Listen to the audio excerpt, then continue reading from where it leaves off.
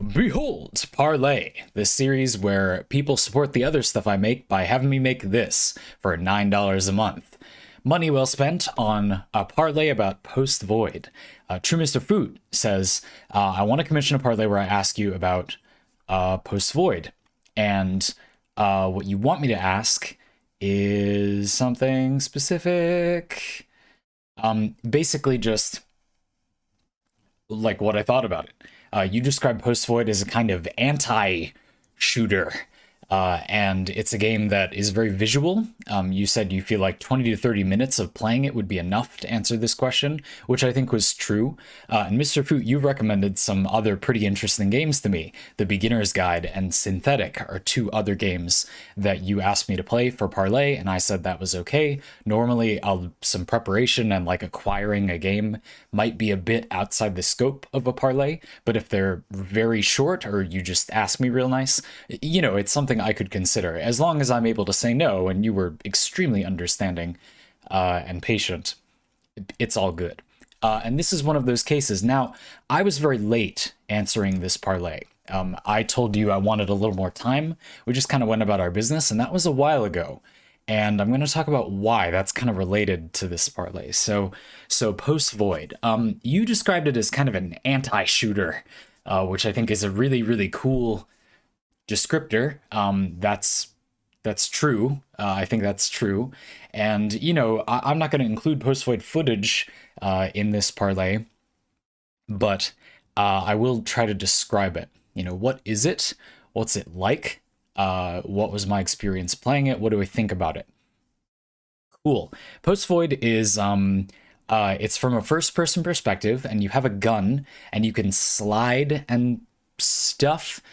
You reload your gun. You don't have limited ammo, and you're holding a head idle in your other hand, and that's full of fluid. That's your health bar, and it drains over time. You are always bleeding out. If you kill enemies, you get health back. Do you only get it if you get a headshot?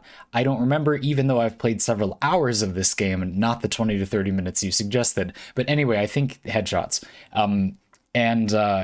You're constantly bleeding out, you're constantly losing health, but if you keep killing enemies, you get health back. And you're trying to run through the level to the goal and then get to the next level while killing enemies so you don't bleed to death.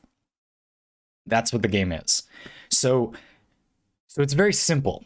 It's very fast. The levels are not like really long. And it's very violent on the senses as well. These are not comfortable environments. The game, it's not that the game doesn't look good per se, but it's very aggressive. The artistic style is very aggressive. This would not be a good game for a person with epilepsy to play, which you'd find out very quick upon booting it up. I don't think anyone's going to make that mistake, but anyway. There's a lot of violent sound effects. A lot of the enemies are these terrifying caricatures. It's an uncomfortable game, seemingly deliberately. And Mr. Foot, you seemed to want me to talk about that, so I'm going to focus on that. I think it's hard not to. The two big things about Post Void are that, yeah, it's kind of an anti-shooter, and it's trying to make you uncomfortable. Why? Why? Like, what? Why was this made? The anti-shooter part. Trying to hide behind cover is very bad in this game. The first reason is that you will just bleed out and die. And the second reason is that you are powerful offensively if you keep charging at enemies. If you slide and hit them in the head, clicking rapidly with your semi-auto pistol, and then reloading with a clickety-clack. There's great haptic feedback, it feels good, and these enemies are actually pretty good at flanking you if you don't just kill them in like 1 second, which is what you should do. And you very quickly learn that it's not very effective to take your time. It's not just that you will die, it's literally easier to kill the enemies if you just bum rush them. The game really encourages you to take the initiative and abandon your own safety, not only because of the enemies skirting around you, the linear level design, the fact that you're going to bleed out, the fact that, you're running to the next goal or whatever. Every part of the game's design is moving you in that direction, trying to get you to be aggressive, not to play it like the developer is imagining you're playing Call of Duty all day or something. and you're sitting on a rooftop sniping people or whatever people do in Call of Duty. I'm being facetious, but you get the point. And it's trying to get you to do the opposite of that, which, yeah, like that works. That doesn't mean that the game is not hard necessarily. It means the margin for error is very small. You die in just a split second in this game. It's interesting. You do actually have a modicum of one-shot protection. You don't die literally right away if something kills you. It seems that the game gives you about a one-hit grace period. If you would die, a little count out, 3, 2, 1. If you were going to bleed out, but also if you take like too much damage, I'm pretty sure the game is giving you basically one-shot protection for one hit when that happens. But even so, you know, the enemies don't attack slow, and you quickly start fighting these melee enemies, these crab-looking things. I'm not going to describe them more, because if you've played Post Void, you know that they're a bit more than that. But anyway, if you've played this game, you know what I'm talking about. There's like a melee enemy that will rush you, and they're very fast, and again, everything is easy to kill, everything dies really quick, but the margin for error is small because everything is moving very quickly. Yeah, that's pretty interesting. It's sort of pointing you in a certain direction. The developer has understood very clearly how to get the player to play in a way by rewarding them with bits of game design and by causing it to be tactically advantageous, not just because you like have to or something. You don't, I suppose, have to. You, in theory, could not play that way. In fact, I have found that taking a little bit of finesse to headshot enemies from afar is not such a bad strategy in Post Void. It's just really not necessary. Like, there really isn't a reason not to just charge the enemies. And that rhythm of, I find sliding to be very effective as well. You turn a corner, there's going to be an enemy, you slide and ba ba ba ba ba, and then reload every single enemy, and you get into a rhythm like that, and you duck under pretty much every bullet the enemies shoot, and ba ba ba ba ba, and you hear the horrible oh, which is the sound all the enemies make when they die. I think that was like an 8 out of 10 impression for real. Like Mr.FOoT, I'm sure will agree. Like that's pretty much what they sound like. The standard enemy anyway. And there are stages. So as a little interlude before I talk about the like why is it purposefully uncomfortable, I want to talk about the progression of the game and my experience playing it. I am interested in talking about something else about Post Void, probably in a video I'll just make on my own, because it does include, between levels, the ability to choose like a buildcraft upgrade. This isn't really a game where you make a build, though. It's more akin to Downwell, I guess, where there are options, but I would almost argue that they just sort of combo together to address things that will come up in later levels. For example, there's an upgrade that makes enemies explode when you kill them, which isn't very good on the early levels, but around level, is it 3 or 4?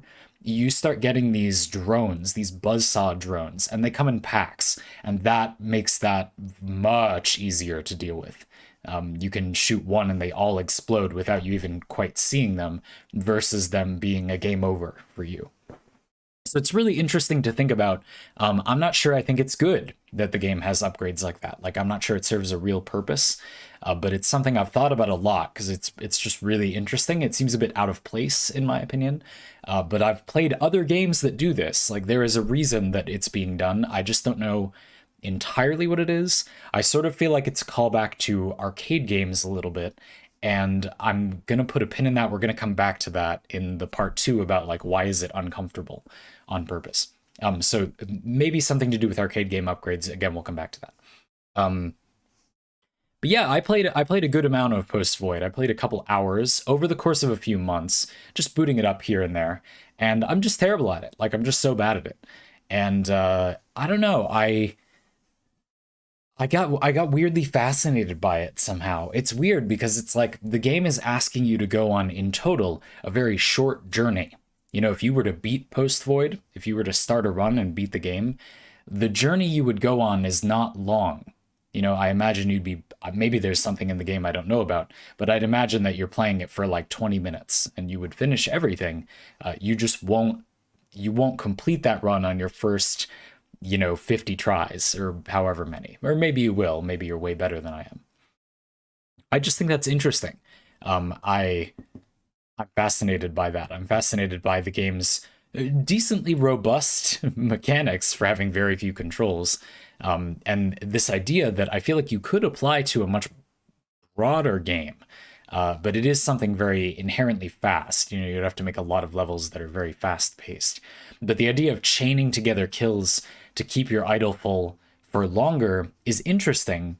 That's where I feel like the length was made on purpose, though.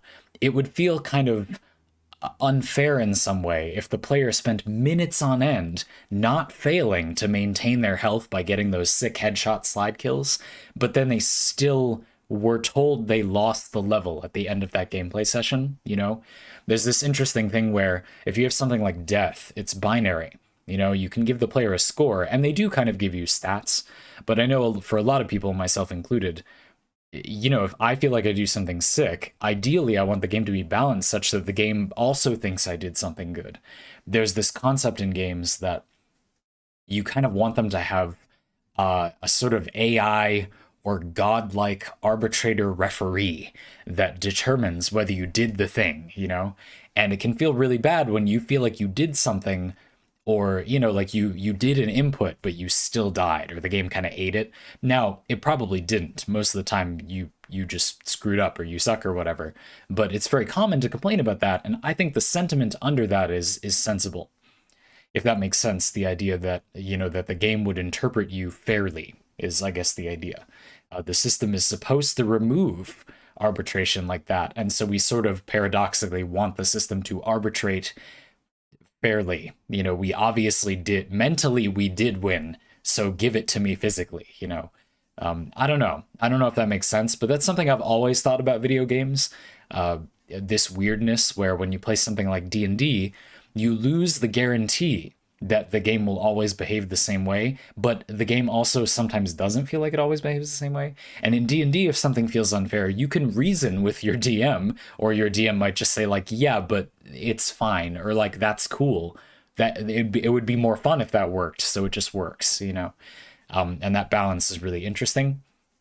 And in Post Void, I think that's why it's the length that it is. But it's interesting. I feel like a lot of games get that wrong for me, and I really like how Post Void did it. I feel like for me, the difficulty is pretty well calibrated. I suspect if I played it a lot, I wouldn't be like upset by the wall of difficulty. I don't know. Anyway, and I love those games that you can boot up another run really quick. Okay, so the part two, and I said we were going to come back to this point about like, why is it designed this way? It's so uncomfortable. Why? What? Huh? Two things. First thing is, I think that they're doing something again related to this AAA thing. I don't think that Post Void's mechanics are very much of an anti-shooter, because I don't play a bunch of the really popular shooters. But it is an anti-shooter in the context of those games. I just don't play those games. I don't think that this game is a response to all games. It's a response to big budget games. Personally, that's how I feel. I feel like it's addressing things in a type of game I actually don't play that much, but I've played a little bit, and it made me immediately think of those games and how this was the opposite, but how if you compare it to a lot of games I've played, this is actually not particularly remarkable. This is not dissimilar to what a lot of games encourage you to do in some ways. That's how I felt. Doom 2016 and Warframe are two games that are kind of shooters that ask you to behave or reward you for behaving similarly to Post Void, whereas a lot of other shooters, most other shooters probably, it's like the opposite. You are doing the opposite thing. So I thought that was really interesting. I know that's a bit of an oversimplification, but I think that's an interesting point. How I feel like this game developer is sort of responding to media rather than all video games. And the second thing is that I think it's a combination of that and retro gaming, evoking this idea of a game being kind of uncomfortable or janky almost, sort of. There's an elegance of design, there's a beauty of design in some of these games. It's got this sort of pixelated or grainy art style that I don't quite have the artistic words for, but you know it when you see it. It reminded me a little bit of a game called Devil Daggers, which Mr. Fruit, you should take a look at if you haven't. Another not dissimilar in some ways game in from a design perspective. That it's very stylistic. It's really evoking arcade games. It's sort of uncomfortable and evokes an atmosphere on purpose a bit. Again, as a throwback, I think part of the reason there are upgrades is just so it will feel like that. Just so those of us in our like late 20s or 30s or whatever will have that part of our brain fire where we remember the arcade cabinet and we're playing those games where you're a ship and you strafe around the screen and you get upgrades for your guns and like that thing, you know? I think that's what's going on. But also as a bit of environmental storytelling. I sort of feel like if you ask, you know, what is the story of Post Void? Well, the game begins with maybe a 30-second, should we call it a cutscene, kind of thing, intro, that suggests a sort of narrative. But this is definitely not a traditionally narrative driven game. It is environmental storytelling. Why are we in environments that look like a house or a domicile at first? What is up with the enemy designs? I'm not even going to try to describe that without a visual example, but anyway, just the enemy designs are weird, okay? The sounds, like why is it an assault on the senses in this way? Why do you hold probably your own head? It's first person, so you can't see. Another interesting use of first person we don't often get. A lot of first person characters are fundamentally very normal looking and we just don't see them. But first person can be used to hide a very strange looking player character, which I suspect we are in Post Void. Anyway, so yeah, or even things like calling the head an idol in the upgrades. Are the upgrades there so that there is something that the idol is called? So that there is a place where the game names the thing that you're holding? Huh. I've thought of that just now. I'm not entirely convinced. That seems a bit. Anyway, I don't know. Just to give you an idea, by the way, you can like switch weapons, so you can get like an Uzi instead of your pistol, or a shotgun instead of your pistol, or a knife instead of your pistol. And then there are other upgrades like enemies explode when they die. You know, they're not all like that. Some of them are sort of class change style upgrades. Again, but they do evoke this sort of retro power up thing. It almost feels like if you had to say what the story of the game was, to get back to that thread, it's the story of the world not being like this anymore, of games not being like this anymore, and maybe day-to-day life not being like it was when those games were like that. A stretch, perhaps. But I don't know. I find it difficult to believe that that is completely unrelated to the game's message. I don't know. That's how I felt. I think that's most of what I have to say. It was really interesting. I really enjoyed this game. I really like playing these games that are like I think of them as sort of an interactive art exhibit a little bit. I really hate the whole discussion about like whether games are art. Like obviously, yes, in any meaningful definition of art, and also who cares? Like, does it really matter? But for real, I feel like the similarity, it is helpful to say that playing this game is similar to those art exhibits that you kind of go into, you walk through, and maybe you do something. You can sort of interact with them in a way. It felt a little bit like that. It didn't really feel to me like I was playing a game as per se. It felt like I was being gifted a sensory experience, which I think is very interesting. I've talked a lot on streams about how I'm a person who has a pretty high tolerance for things I do not like at all. There's no question I don't like them, but they just interest me academically or from a sensory perspective, which I would say is basically art. Most art, things that people call art in a useful way, I think their goal isn't to make you happy.